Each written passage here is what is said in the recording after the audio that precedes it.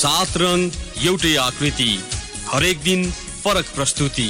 कार्यक्रम इन्द्रेणी।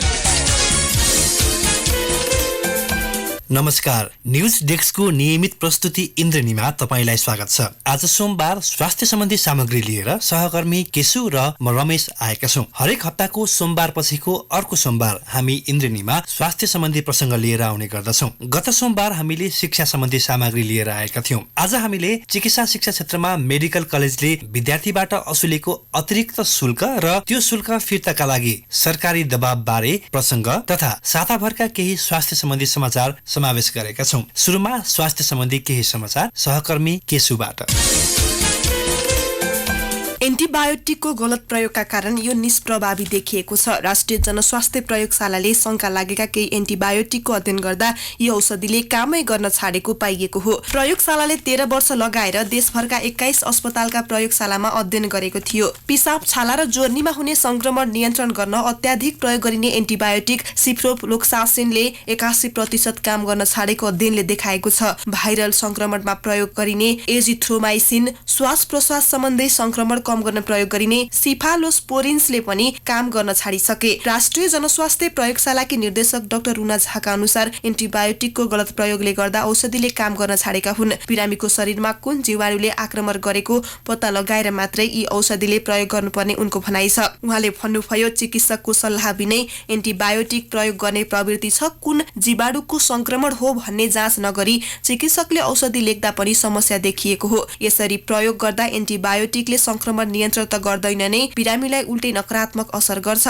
झाडा पोखरा लगायत विभिन्न संक्रमण नियन्त्रण गर्न प्रयोग गरिने एन्टिबायोटिक कोर्सेमोक्साजोलको असर पनि कम हुँदै गएको अध्ययनमा उल्लेख छ। मुटुमा हुने संक्रमण नियन्त्रण गरिने पेनिसिलिन लगायत जेन्टामिसिन, सिप्रोफ्लोक्साजिनको प्रभाव पनि घट्दै गइरहेको छ। पछिल्लो समय एन्टिबायोटिकको अल्प उपयोग, अति उपयोग र दुरुपयोगका कारण औषधिले काम गर्न छाडेको विज्ञ बताउँछन्। आइसियुका बिरामीमाथि गरिएको अध्ययनले पनि कतिपय एन्टिबायोटिकले काम गर्न छाडिसकेको स्वास्थ्य मन्त्रालयको गुणस्तर नियन्त्रण महाशाखा प्रमुख डाक्टर दिपेन्द्र रमण सिंहले बताउनुभयो। विशेष गरी क्षयरोगमा प्रयोग हुने औषधि बढी प्रभावहीन हुँदै गएका छन्। उहाँले भन्नुभयो, पुराना एन्टिबायोटिकले काम गर्न छाडे, नयाँ औषधि पत्ता लागेका छैनन्। डाक्टरको सल्लाह बिना एन्टिबायोटिक खाने, सल्लाहमा खाए पनि पुरै डोज नखाने बिरामीको हेलचेक्राइले गर्दा पनि एन्टिबायोटिक रेसिस्टेन्स बढेको हो। चिकित्सकका अनुसार कीटाणु, जीवाणु र विषाणुका कारण हुने संक्रमण निको पार्न एन्टिबायोटिक प्रयोग गरिन्छ। विश्व स्वास्थ्य संगठनका अनुसार एन्टिबायोटिक प्रतिरोध विश्वमै गम्भीर जनस्वास्थ्य समस्याका रूपमा देखिएको छ। गलत प्रयोगकै कारण वर्षेनी 7 लाख व्यक्तिले ज्यान गुमाइरहेको संगठनको प्रतिवेदनमा उल्लेख छ। सन् 2050 सम्म प्रति वर्ष संक्रमणकै कारण 1 करोड मानिसको मृत्यु हुने गरेको संगठनको अनुमान छ। कीटाणुले अब एन्टिबायोटिकसँग लड्ने क्षमता विकास गरिसके, यसको सही उपयोग गर्न सके मात्रै मानव स्वास्थ्य सुरक्षित हुने डाक्टर सिंहले बताउनुभयो। एन्टिबायोटिकलाई चिकित्सकको सल्लाह बिना प्रयोग गर्न नपाइने नियम भए पनि यो लागू हुने छैन। यसको जथाभावी बिक्री भइरहेको छ। एन्टिबायोटिक नियन्त्रणका लागि मन्त्रालयले नीति, कानून र अनुसन्धान अघि बढाएको छ। डाक्टर सिंहले भन्नुभयो, पहिलो चरण जनचेतना फैलाउने काम गरिरहेका छौं। यसका लागि कृषि, पशु र वातावरण मन्त्रालयसँग समन्वय भइरहेको उहाँले बताउनुभयो। बिरामी, चिकित्सक र न्याम्स पदाधिकारी उक्लिने छुट्टा छुट्टै लिफ्ट, सामान ओसार्ने छुट्टै, सर्वसाधारण चढ्ने पनि छुट्टै, पार्किङ फोहोर व्यवस्थापन, लोन्डी र विद्युत व्यवस्थापन सबै जमिन मुनिको तलामा, क्यान्टिन सेवा पनि अन्डरग्राउन्ड, सभा, सेमिनार र सम्मेलन गर्न ठूलो हल, 500 शय्याको सुविधा सम्पन्न 9 तले भवन। अबको 1 वर्षभित्र देशको पुरानो र ठूलो अस्पताल वीरको स्वरूप यसरी फेरिनेछ। यो स्वरूप वीरको निर्माणाधीन सर्जिकल भवनको हो। भवनको आधा निर्माण कार्य सकिएको चिकित्सा विज्ञान राष्ट्रिय प्रतिष्ठान न्याम्सका डाइरेक्टर डाक्टर सुबोध अधिकारीले बताउनुभयो। उहाँले भन्नुभयो, शल्यक्रिया सेवा जति सबै यही भवनबाट हुनेछ। माथिल्लो तलामा न्याम्सको कार्यालय हुनेछ। 2 अर्ब लगानीमा भवन बनेपछि बिरामीले सजिलै सेवा पाउनेछन्। न्याम्सका विद्यार्थीले पनि पठन पाठनको सहज वातावरण पाउनेछन्। हरेक तलामा आवश्यक चिकित्साका लागि छुट्टै कोठाको समेत व्यवस्था गरिएको उहाँले बताउनुभयो। बिरामीका लागि सुविधा सम्पन्न हुनेछ भने कुरुवाले चिसो भुइँमा सुत्नु पर्दैन। कुरुवाका लागि छुट्टै बेड र सामान राख्ने लकरको व्यवस्था हुनेछ। डाक्टर डाक्टर अधिकारीले भन्नुभयो शल्यक्रिया गरेका बिरामी राख्न मात्रै 20 बेडको आइसियु कक्ष हुन्छ। न्युरो सर्जरी र मुटु शल्यक्रियाका बिरामीलाई 10 बेडको आइसियुमा राखिनेछ। 2 वर्षदेखि निर्माणाधीन यो सर्जिकल भवन अबको 1 वर्षभित्र सम्पन्न हुने योजना छ। यो भवन बनेसँगै बिरामीले शल्यक्रियाका लागि 1 वर्षसम्म कुर्नुपर्ने अवस्थाको अन्त्य हुने अपेक्षा राखिएको छ, किनकि यो भवनमा शल्यकक्ष मात्रै 15 वटा हुनेछन्, जहाँबाट दैनिक 80 वटासम्म बिरामीको शल्यक्रिया गर्न सकिनेछ। अहिले वीरमा शल्यकक्ष अभावका कारण 6 वटा ठूला शल्यक्रिया गर्न सम्भव भइरहेको उहाँले बताउनुभयो। मुटु, मृगौला, कलेजो, हाड जोड्ने लगायत ठूला शल्यक्रियादेखि सामान्य शल्यक्रिया सेवा सजिलो बनाउन निर्मित यो भवनमा जमिन मुनि मात्रै 2 तला छन्, जहाँ सवारी पार्किङको व्यवस्था हुनेछ। भुइँतलामा रेडियोलोजी विभाग र सूचना केन्द्र हुनेछन्। डाक्टर अधिकारीले भन्नुभयो बिरामी भर्ना गर्ने, डिस्चार्ज गर्नेदेखि सबै सूचना एकै ठाउँमा हुन्छ। बिरामीको रोजाइ अनुसार उनीहरूले 1 कोठाको क्याबिनदेखि 6 जनासम्म बस्न मिल्ने क्याबिन रोज्न सक्नेछन्। वीर लगायत राजधानीमा सरकारी अस्पतालले नयाँ भवन निर्माण गरिरहेका छन्। महाराजगञ्ज स्थित त्रिवी शिक्षण अस्पताल, कान्ति बाल अस्पताल र भक्तपुर अस्पतालको पनि नयाँ भवन निर्माण हुने स्वास्थ्य तथा जनसङ्ख्या मन्त्रालयका प्रवक्ता महेन्द्र श्रेष्ठले बताउनुभयो। उहाँले भन्नुभयो यसमध्ये ठूलो लगानी चाहिँ वीर अस्पतालकै लागि गरिएको हो। बिस्तारै अन्य अस्पताल भवन निर्माणमा पनि लगानी गरिनेछ। पाल्पाको बगनासकाली प्रदेश 5 कै तेस्रो पुनः संस्थागत सुत्केरी गराउने गाउँपालिका घोषणा भएको हो। अन्तर्राष्ट्रिय बाल दिवसको अवसर पारेर गाउँपालिकालाई पुनः संस्थागत सुत्केरी गराउने गाउँपालिका घोषणा गरिएको अध्यक्ष कृष्ण प्रसाद बस्यालले बताउनुभयो। यसअघि पाल्पाकै पूर्व खोला र रम्बा गाउँपालिका पुनः संस्थागत सुत्केरी गराउने गाउँपालिका घोषणा भएका थिए। काठमाडौँ उपत्यका सहित मुलुकभरका पर्यटकीय स्थानमा सार्वजनिक शौचालय निर्माण एवं सुधारमा ध्यान दिनुपर्ने सरकारवालाले बताएका छन्। सरकारले भ्रमण वर्षलाई भव्य बनाउने भने पनि मुख्य पर्यटकीय स्थानमा सार्वजनिक शौचालय जस्तो सामान्य पूर्वाधार पनि नहुनु दुःखद भएको पर्यटन व्यवसायीको गुनासो छ। सरकारले निकै तामझामका साथ गत असोज 13 गते नेपाललाई खुल्ला दिशामुक्त देश घोषणा गरे पनि प्रभावकारी हुन सकेको छैन। 40 लाख जनसङ्ख्या रहेको काठमाडौँमा 50 वटासम्म पनि सार्वजनिक शौचालय छैनन्। अझ भित्र पस्न समेत नसकिने अवस्थामा रहेका ती शौचालय पनि अपाङ्ग मैत्री छैनन्। नेपालमा जिका भाइरसको जोखिम बढेको भन्दै सतर्क रहन चिकित्सकले सुझाव दिएका छन्। भारत, मलेसिया, थाइल्याण्ड, सिङ्गापुर लगायतका मुलुकमा फैलिएको जिका भाइरस नेपालमा पनि फैलिन सक्ने भन्दै सावधानी अपनाउन शुक्रराज ट्रपिकल तथा सरुवा रोग अस्पतालको क्लिनिकल रिसर्च युनिटका संयोजक डाक्टर शेरबहादुर पुनले सुझाव दिनुभएको छ। डेङ्गु संक्रमण गराउने लामखुट्टेकै संक्रमणबाट जिका भाइरसको संक्रमण हुने गर्छ। यद्यपि डेङ्गु भन्दा यसको लक्षण कम हुन्छ। गर्भवतीमा यो भाइरसको संक्रमण भएमा बच्चा अपाङ्ग समेत हुन सक्ने डाक्टर पुनले बताउनुभयो। गर्भवतीलाई संक्रमण भएमा बच्चाको टाउको सानो हुने, स्नायु प्रणाली सम्बन्धी समस्या आउन सक्ने लगायतका समस्या निम्तन सक्ने डाक्टर पुनको भनाइ छ। नेपालमा जिका भाइरसको संक्रमण पत्ता लगाउने उपकरण नभएकाले एकिन तथ्याङ्क पत्ता लगाउन गाह्रो हुने उहाँले बताउनुभयो। लमजुङ र कास्कीको सीमावर्ती बिकर 5 गाउँमा एम्बुलेन्स सेवा सुरु भएको छ। बिरामी पर्दा निजी तथा सार्वजनिक सवारी साधन रिजर्भ गर्नुपर्ने वा हेलिकप्टर चार्टर गर्नुपर्ने बाध्यता रहेको सो क्षेत्रमा एम्बुलेन्स सेवा सुरु भएपछि स्थानीय हर्षित छन्। लमजुङको कोब्ला सोथर गाउँपालिका 5 सिङदी 6 पसगाउँ र 7 भोजे चरागाउँ कुम्लुङका साथै कास्कीको मादी गाउँपालिका 8 नागीधार, रबै डाँडा र 9 गोर्जे क्षेत्रका स्थानीयले एम्बुलेन्स सेवा पाएको एम्बुलेन्स सञ्चालन उपसमितिका अध्यक्ष ओम प्रकाश गुरुङले बताउनुभयो। एम्बुलेन्स खरिद गर्न रुद्दी खोलामा निर्माण गरिएको रुद्दी ए र बी को प्रबन्धक बिन्दावासिनी हाइड्रो पावर डेभलपमेन्ट कम्पनीले सहयोग गरेको अध्यक्ष गुरुङले जानकारी दिनुभयो। रगत अभावमा ज्यानै जोखिममा पार्नुपर्ने इलामका बासिन्दाको संकट हटेको छ। लामो समयको प्रयासपछि नेपाल रेडक्रस सोसाइटीले इलाम अस्पतालमा ब्लड बैंक सञ्चालनमा ल्याएको हो, जसका कारण रगत आवश्यक हुनासाथ दाता खोज्दै हिँड्नुपर्ने अवस्थाको अन्त्य भएको छ। इलाममा 22 वर्षदेखि आकस्मिक रक्त सञ्चार सेवा भने सञ्चालनमा थियो। कुनै पनि बिरामीलाई रगतको आवश्यकता पर्दा तत्काल ग्रुप मिलले व्यक्तिको खोजी गर्नुपर्ने झन्झट थियो। इलाम अस्पतालकै एउटा कक्षमा सुरु भएको ब्लड बैंकमा पहिलो दिन नेपाली सेनाका जवान सहित स्थानीयले रगत प्रदान गरेका थिए। धूमपान, वायु प्रदूषण, भान्साबाट निस्कने धुलो धुवा लगायत विभिन्न कारणले पछिल्लो समय दीर्घ दमखोकी सीओपीडीबाट ग्रसित रोगीको संख्या दिनानुदिन बढ्न थालेको विज्ञहरूले बताएका छन्। नेपाल स्वास्थ्य अनुसन्धान परिषदको सर्वेक्षण अनुसार यो रोगबाट नेपालमा मात्र 12% ग्रसित छन्। 40 वर्षपछि विशेष गरी यो रोगबाट ग्रसित हुने गरेको अल्का अस्पतालमा कार्यरत पल्मानोलोजी डाक्टर पुष्पा मल्लले बताउनुभयो। धूमपान गर्ने महिलाहरूमा यो रोग बढी देखिएको उहाँको भनाइ छ। तपाईँ सुन्दै हुनुहुन्छ इन्द्रेणी अन्तर्गत आज हामीले स्वास्थ्य सम्बन्धी प्रसङ्ग लिएर आएका छौँ। कार्यक्रममा अब ब्रेकको पालो। 7 रङ एउटै आकृति, हरेक दिन फरक प्रस्तुति। कार्यक्रम इन्द्रेणी। ब्रेकपछि तपाईँलाई इन्द्रेणीमा फेरि स्वागत छ।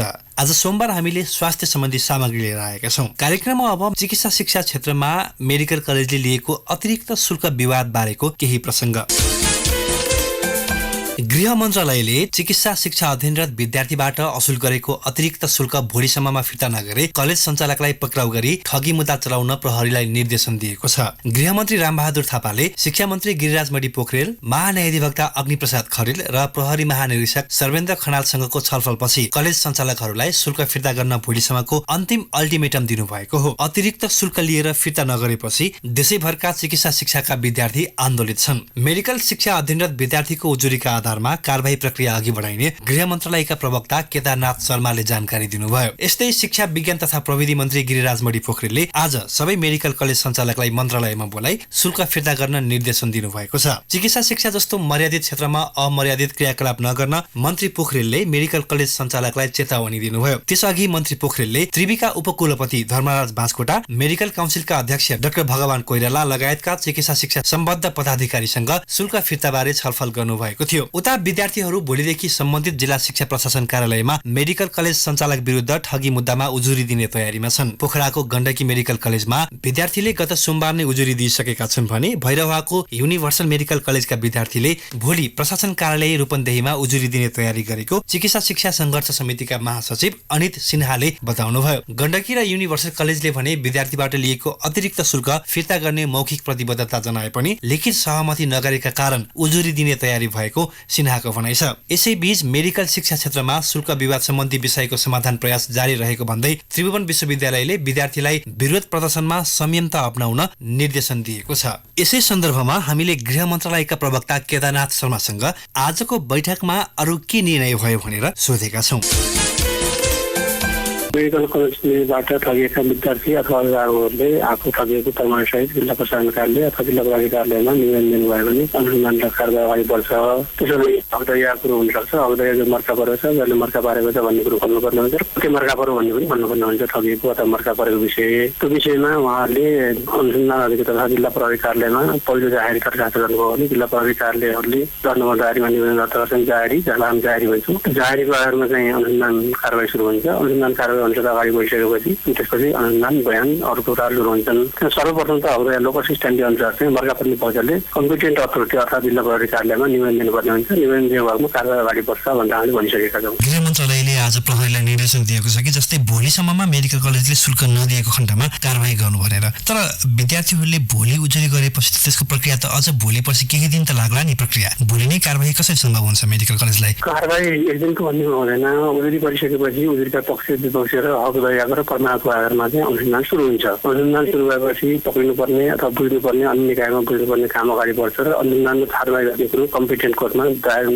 मुद्दा दायर गर्नुपर्ने हुन्छ। त्यसको लागि अनुसन्धान गरेर प्रमाण जुटाउन सकिएन भने फेरि कोर्टबाट हाल्ने कुरो पनि हुनसक्छ। त्यसले गर्दाखेरि अनुसन्धान गर्ने निकायले फैसला गर्दैन। अनुसन्धान गर्ने निकायले अनुसन्धान गरेर प्रमाण सङ्कलन गरेर कम्पिटेन्ट कोर्टमा जाहेर गरेपछि बल्ल जाने हुन्छ। त्यसले गर्दाखेरि उजुरी दिएपछि कारबाही सुरु हुन्छ। मैले यहाँलाई अगाडि पनि निवेदन गरेँ। अनुसन्धान सुरु हुन्छ, कागज प्रमाण हेरिन्छ, सोधिन्छ, बुझिन्छ। किनभने सुनवाईको मौका पनि दिनुपर्ने हुन्छ। फेरि सबै प्रक्रिया प्रकारले कम्पिटेन्ट कोर्टमा जानुपर्छ। आजको आज भोलिको भोलि टुङ्गिन्छ भन्ने विषय होइन। खालि उजुरी आइसकेपछि अनुसन्धान सुरु हुन्छ र बुझ्ने काम हुन्छ र प्रमाण जुटाउने काम हुन्छ। त्यसको लागि मर्का पर्ने पक्षले पहिला जाहेर दिनुपर्ने हुन्छ। जाहेर दिने काम भयो भने अनुसन्धान काम अगाडि बढिरहेको त्यो कुरो गर्नलाई प्रमुख जिल्ला अधिकारीहरूलाई र जिल्ला प्रहरी कार्यालयहरूलाई हामीले भनिसकेका छौँ। आज मन्त्रालयमा शिक्षा मन्त्री, गृहमन्त्री, महान्यायाधिवक्ता, प्रहरी प्रमुख लगायतका पदाधिकारीहरूको जुन बैठक थियो, बैठकको ठोस निष्कर्ष के हो? निष्कर्ष भन्दाखेरि कुरो कानुनमा स्पष्ट उल्लेख गरेको छ। त्यसलाई छुट्टै जवाब दिनुपर्ने, छुट्टै निर्देशन दिनुपर्ने अवस्था रहँदैन। कानुन छँदैछ, यहाँले थाहा पाउनुपर्छ। मैले के फौजदारी संहिताहरू आएको छ। कानुनमा अस्पष्ट भएको कुराहरूको सन्दर्भमा जिल्ला प्रहरी कार्यालयले सम्बन्धित जिल्ला सरकारी वकिल कार्यालयसँग सम्पर्क समन्वय गर्नुपर्ने हुन्छ र मुद्दा दायर गर्दाखेरि सरकारी वकिलको राय नलिकन गर्ने कुरो हुँदैन। त्यसले कानुनमा अस्पष्ट भएको विषयमा चाहिँ थप निर्देशन दिनुपर्ने हुन्छ। कानुनमा स्पष्ट भएको कुरामा कन्फ्युजन भयो भने जिल्ला प्रहरी कार्यालयले जिल्लामा रहेको जिल्ला सरकारी वकिल कार्यालयसँग परामर्श लिन्छ। त्यहाँ कुरो त केवल सुरुवात गर्नको लागि जारी परेन। जारी परेको ठाउँमा लिइराख्नुपर्छ। जारी अनुसार परामर्श चलिरहेको छ। त्यो कुरालाई गर्नको लागि कम्पिटेन्ट कोर्टमा र जुन अपराध संहिताले गरेका प्रक्रियाको सन्दर्भमा चाहिँ हामीले भनिराख्नै पर्दैन नि। मेडिकल शिक्षा क्षेत्रमा शुल्क विवादको चुरो के हो भनेर हामीले चिकित्सक संघका वरिष्ठ उपाध्यक्ष डाक्टर ढुण्डीराज पौडेलसँग कुराकानी गरेका छौं। चिकित्सा शिक्षा र सेवा भनेका एक अर्का अन्तर्निहित सवालहरू भएको हुनाले र चिकित्सा भनेकै व्यक्तिको एउटा जीवनसँग सम्बन्धित संवेदनशील पक्ष भएको हुनाले र यो चिकित्साकै सवाल लिएर विभिन्न देशहरूमा सरकारी परिवर्तन गर्ने सरकारकोले कुन यहाँलाई थाहा छ अहिले चाहिँ फ्रान्समा लगायत स्क्यान्डिनेभियन मुलुकहरू बेलायतमा समेत चिकित्सा सेवाको ठुलो एउटा महत्त्व छ। यसले चुनावको प्रचार प्रसार अभियानमा चाहिँ निकै ठुलो महत्त्व पाउने गर्दछ। चिकित्सा सेवा कसरी जनतालाई प्रवाह गर्ने, कस्तो खालको राज्यले दायित्व निर्वाह गर्न पर्ने हो, त्यसमा चाहिँ इन्सुरेन्स पद्धतिको कसरी विकास गर्ने, आकांक्षी सेवाबाट जनतालाई कसरी सुरक्षितता दिने, अकाल मान्छेहरू मर्न नपर्ने वातावरण कसरी बनाउने, कसरी चिकित्सा सेवालाई सहज बनाउने, कसरी चिकित्सा सेवालाई चाहिँ सर्वसुलभ बनाउने भन्ने ठुलो इस्यु बन्छ। यो राज्यको चाहिँ ठुलो एजेन्डा, चुनावमा ठुलो एजेन्डा बन्ने गर्दछ। तर नेपालमा दुर्भाग्यपूर्ण कुरा के हो भने राज्यले नै सरकारहरूले नै जसले चाहिँ आफूलाई लोकतान्त्रिक समाजवादी अथवा चाहिँ जनवादी अथवा चाहिँ समाज उन्मुख भनेर घोषणा गरेका राजनीतिक पार्टीहरूले चिकित्सा सेवालाई जुन स्वतस्फूर्त रूपमा उहाँहरू आफ्नो घोषणापत्र अनुसार महत्त्व दिनु पर्ने थियो त्यो महत्त्व नदिएका कारणले नै अथवा त्यसको ठीक विपरीत चिकित्साको क्षेत्रमा राज्य र सरकारलाई मजबुत बनाउनु पर्नेमा, राज्य सरकारलाई नै यसमा जिम्मेवार बनाउनु पर्नेमा, निर्णायक बनाउनु पर्नेमा अथवा सार्वजनिक संस्थाहरू नै बढी चाहिने एउटा मोडल रूपमा हुनुपर्नेमा चाहिने ठीक विपरीत सार्वजनिक स्वास्थ्य सेवाहरू बिस्तारै धराशय बन्दै गयो। नियत बस्ने भन्नुपर्दछ कि निज स्वार्थले प्रेरित भएर चाहिँ कमजोर हुँदै गएको अवस्था र निजीकरणको नाममा चाहिने सार्वजनिक स्वास्थ्य संस्थाहरू चाहिने धराशय बन्दै गएको हुनाले यो कुरो राज्यको अथवा सरकारको अथवा नेपालका राजनीतिक पार्टीहरूको चाहिने जुन मूल्य मान्यता इतिहासबाट मेल नखाने विषय भएको हुनाले अहिले डाक्टर गोविन्द केसी अनसन बस्नु पर्यो। विश्व इतिहासमा एउटा अचम्मलाई के लाग्दछ भने एउटा नेपालमा समाजवादी अथवा कम्युनिस्ट पार्टीहरू सरकारमा अवस्थामा एउटा चिकित्सकले आफ्नो चाहिने जीवनलाई नै एउटा अत्यन्त दाउमा राखेर ज्यानलाई नै जोखिममा राखेर चाहिँ अनसन गर्नुपर्ने जुन वातावरण सिर्जना भयो यो त वास्तवमा यो मुलुकका लागि नेपालको राजनीतिक पार्टीका लागि पनि एउटा अत्यन्त एउटा हास्यास्पद विषय हो। एउटा कुरा चाहिँ स्वीकार के गर्नै पर्दछ भने जुन चिकित्सा सेवाका क्षेत्रमा जे जस्ता परिवर्तनहरू हासिल भएका छन् त्यसलाई सन्तोष मान्ने ठाउँ त छैन। चिकित्सा सेवाको क्षेत्रमा जुन किसिम सुधार हुनुपर्छ सुधार हुन सकेको त छैन। तर चिकित्सा शिक्षाका सवालमा भने एउटा चिकित्सा शिक्षा आयोग नै गठन भएको छ। विश्वमा चाहिँ के हो भने खास चाहिँ विश्वव्यापी मान्यता के हो भने चिकित्सा सेवा र शिक्षा एक अर्का अन्तर्निहित भएको हुनाले दुईटैलाई समेट्ने गरी दुवै पक्षलाई नियमन गर्ने गरी दुईटैलाई सञ्चालन गर्ने गरी एउटै चिकित्सा आयोग गठन गर्नुपर्ने थियो, संवैधानिक आयोग गठन गर्नुपर्ने यसको माग पनि भएको। तर पनि चिकित्सा शिक्षाले मात्रै महत्त्व पाएर चाहिँ चिकित्सा शिक्षा आयोग पनि गठन भयो, चिकित्सा ऐन पनि पारित भयो, कार्यान्वयन हुने क्रममा भएको हुनाले र यो मूलत यो डाक्टर गोविन्द केसीले माग गर्नुभएका काठमाडौँका 10 वर्षसम्म चिकित्सा मेडिकल कलेजहरू खोल्न हुँदैन। त्यसै गरिकन एउटा शुल्क निर्धारण पनि स्पष्ट एउटा चाहिँ उच्च स्तरीय आयोगले गर्नुपर्दछ, कमन इन्ट्रान्स हुनुपर्दछ, कमन एक्जिट हुनुपर्दछ भनेर चाहिँ जुन किसिमको अहिले लागू हुने क्रममा छ यो चाहिँ सकारात्मक उपलब्धि मान्नुपर्छ। अब डाक्टर केसीको कुरा गर्दाखेरि उहाँ 17औं चरणको आन्दोलन अझ पनि अनसन बस्ने क्रममै हुनुहुन्छ हैन? उहाँले सुरुमा उठाउनु भएको 69 सालबाट सुरु गर्नुभएको आन्दोलनका केही मागहरू त पुरा पनि भइरहेका छन्।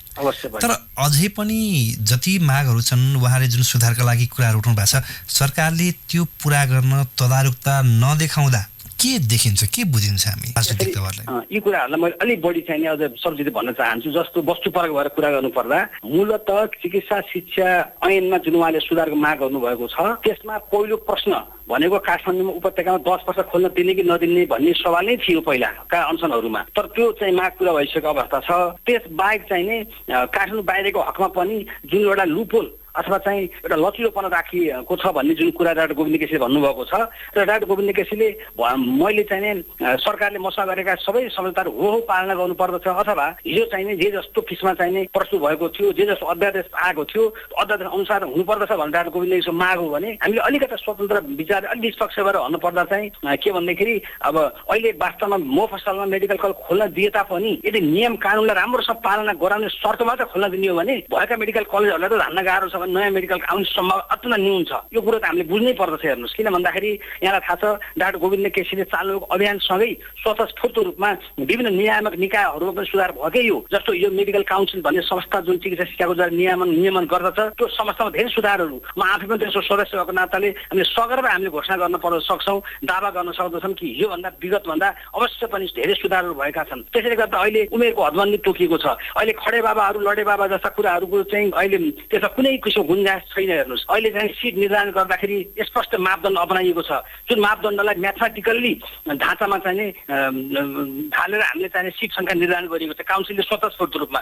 भन्दाखेरि त हिजोभन्दा सुधार धेरै भएको हो, तर त्यस बाहेक पनि केही कुराहरू जस्तो प्रत्येक प्रदेशमा मेडिकल कलेज खोल्नुपर्छ राज्यले भन्ने कुरा उहाँको त जायज कुरा हो। अब हेर्नुहोस्, धनगढीको मेडिकल कलेज, गेटामा मेडिकल कलेज खोल्ने भनेको 20 वर्ष जति हुन थालिसक्यो, करिब 15-16 वर्ष त निर्माणै सुरु भइसकेको भयो। एउटा निजी मेडिकल कलेज रातारात 2 वर्ष तयार भएर चाहिँ तेस्रो वर्षमा विद्यार्थी भर्ना गर्ने, तर गेटा मेडिकल कलेज चाहिँ किन यतिको वर्षसम्म चाहिँ चल्न सकेन?